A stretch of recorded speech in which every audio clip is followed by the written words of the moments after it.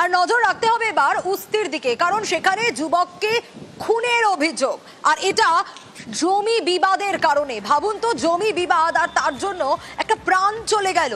কেন এরকম পরিস্থিতি তৈরি হলো? দীর্ঘদিনের নাকি সম্পত্তি বিবাদ, মানে পারিবারিক বিবাদ। কতদিন ধরে এই বিবাদ?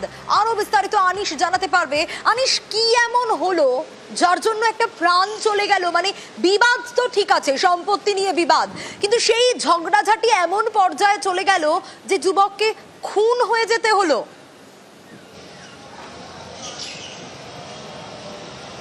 একেবারেই দেখো, উস্তি থানার যে উত্তর কুসুম গ্রাম রয়েছে, সেই গ্রামেই লস্কর পরিবারের মধ্যে দীর্ঘদিন ধরে তাদের যে শরিকি জমি জমা, সেই নিয়ে কিন্তু দীর্ঘদিন ধরে তাদের মধ্যে বচসা চলছিল এবং এ নিয়েই থানায় একটি জিডিও করা হয়েছিল, যেমনটাই কিন্তু জানতে পারছি। গতকাল রাতে সেই জমি বিবাদ কিন্তু চরম পর্যায়ে পৌঁছয় এবং যে লস্কর পরিবারের দুই পরিবারের মধ্যেই সেই ঝামেলা শুরু হয়, যেখানে কিন্তু ইসমাইল লস্কর এবং অন্যদিকে যে নিহত যুবক রয়েছে তাদের মধ্যে কিন্তু গন্ডগোল শুরু হয়। সেই সময় ধারালো অস্ত্র নিয়ে একেবারেই যে নিহত যুবক রয়েছে আনোয়ার হোসেন লস্কর, তার উপরে চড়াও এবং তার পরিবারের লোকজনের উপর চড়াও হয় এবং ঘটনায় ধারালো অস্ত্র দিয়ে একাধিক কোপ দেওয়া হয়, এমনকি তার পরিবারের বেশ কয়েকজন আহত হয়েছে। পরবর্তী সময়ে ওই যুবককে উদ্ধার করে বানেশ্বরপুর গ্রামীণ হাসপাতালে নিয়ে যাওয়া হয়। সেখানে তার অবস্থার অবনতি হলে ডায়মন্ড হারবার মেডিকেল কলেজ হাসপাতালে পাঠানো হয়। ডায়মন্ড হারবার মেডিকেল কলেজ হাসপাতালে ভোরে তার মৃত্যু হয়, এমনটাই কিন্তু চিকিৎসকরা জানিয়েছে।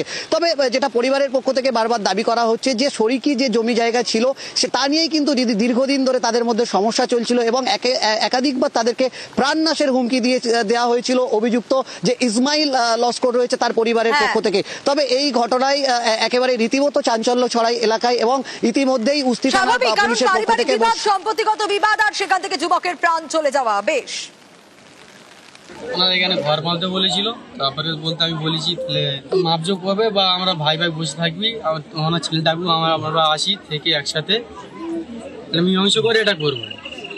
রবিবার আসতে বল, রবিবার আসলো না।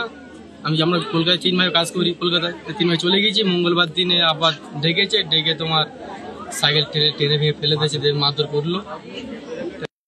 ওরা ছুরি টুরি সব পিছনে করে রেডি হয়ে এসে প্রথম ইট মেরে মাথায় পড়ে গেছ গো, তার উপর ছুরি মারতে গাঁজা মেরে মেরে ফেললে পুরো গোটা গোটা শাড়ি পুরো রক্তই ভরে গেছে। কারা মারছিল? কারা? তোদের নাম কি?